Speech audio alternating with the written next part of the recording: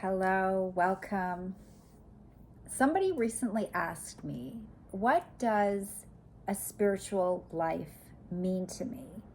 What does having a spiritual life look like? Why does it matter?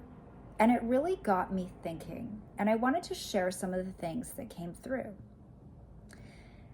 The first thing is that having a spiritual life or having spirituality in my life means being authentic. It means being true to who we are. On the flip side, it also means recognizing when we are not in our authenticity, recognizing when we are in those behaviors or those thoughts that are stemming from fear or the ego. So recognizing if we're lashing out or judging or blaming or being passive aggressive or manipulative or perhaps being dishonest, whatever it might be. So having spirituality in my life means being authentic and being in my authenticity, being in my truth, but it also means constantly practicing and bringing myself back when I'm not being that, when I'm aligned with the ego. Another thing that came through was having our hearts open. So having a spiritual life essentially means practicing living with our hearts open. Now, this might sound cliche to you, but the truth is, if you pay attention, you might be surprised how many times we wall up the heart, how many times we close it, how many times we hide behind it, how many times we put this front forward of aloof or detached or, I'm too cool for school kind of vibe or whatever that wall is that we hide behind. So having spirituality in our lives is essentially practicing opening the heart, right? And this goes hand in hand with being in who we are, being true to who we are, because we can't feel the truth of who we are, our authenticity, if our hearts are closed. So it means practicing opening our hearts over and over and over and over. And even if some things are uncomfortable, even if people are saying things that make us uncomfortable or maybe even triggering us, opening our hearts anyway. And this allows us to let life touch us, right? Let life touch us in a beautiful way and in a way that has us just like awe-stricken.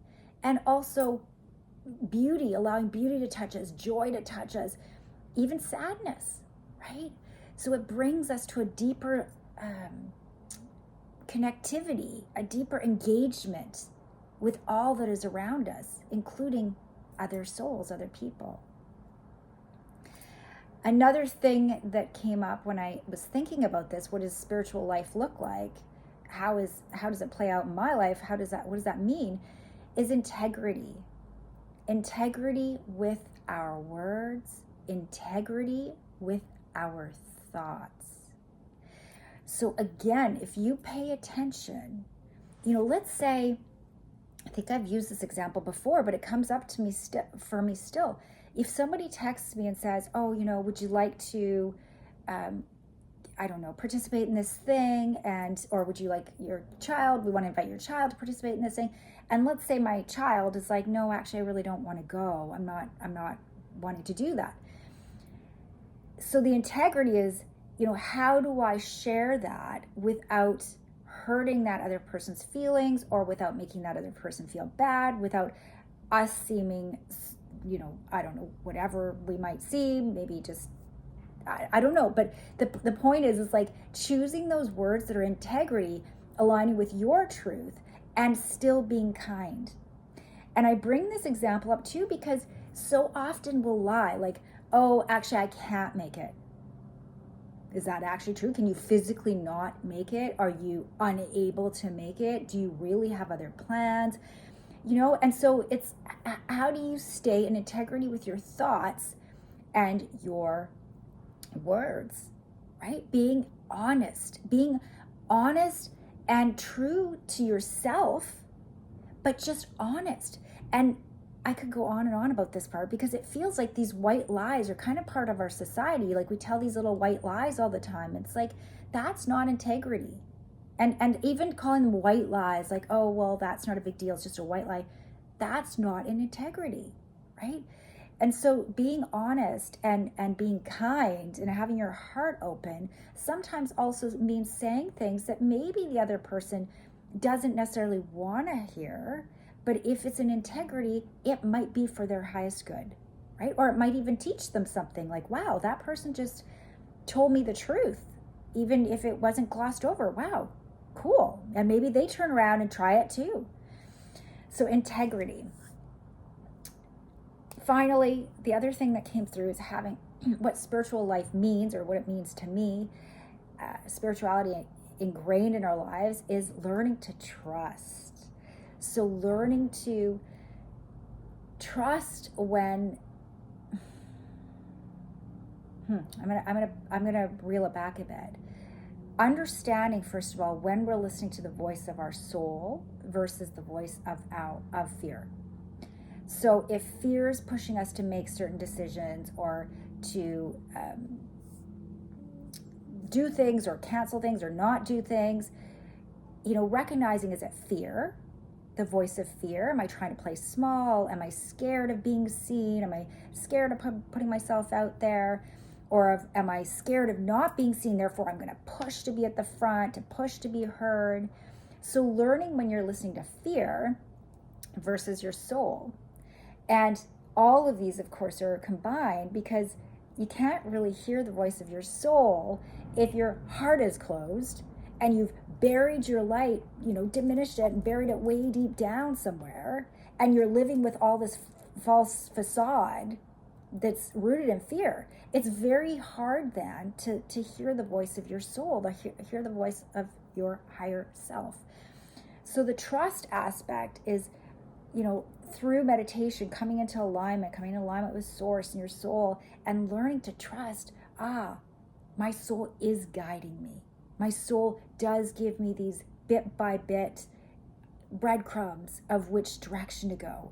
The divine does have my back. I am cared for. All is well. And so this is almost like a relearning, because some of us have been taught to fear life, to always have your guard up, to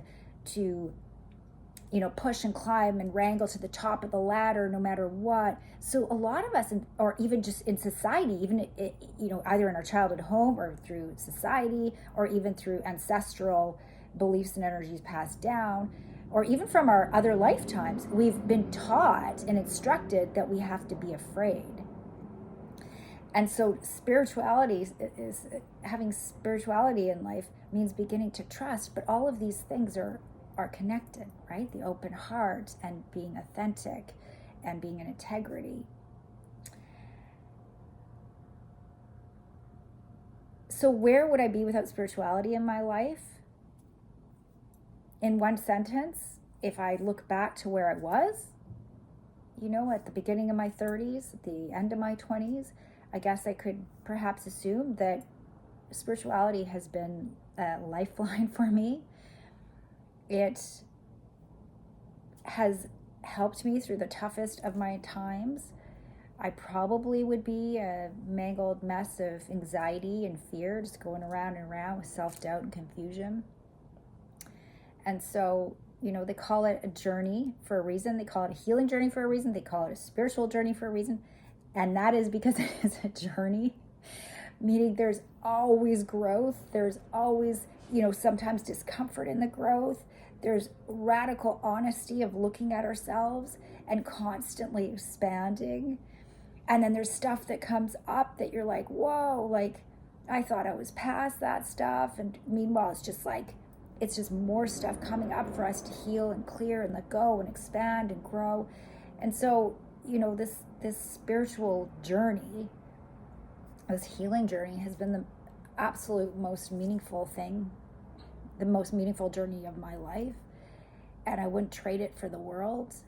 And it is the reason I do what I do as an intuitive healer, as an intuitive, is to help people come into their truth, into their soul, into their gifts, into their wisdom, into their creativity, into their joy, into their limitlessness, so that you too can get this sense of like, wow, wow, I am so much more. I'm so much more than my fears or my beliefs or my thoughts allowed me to dream of.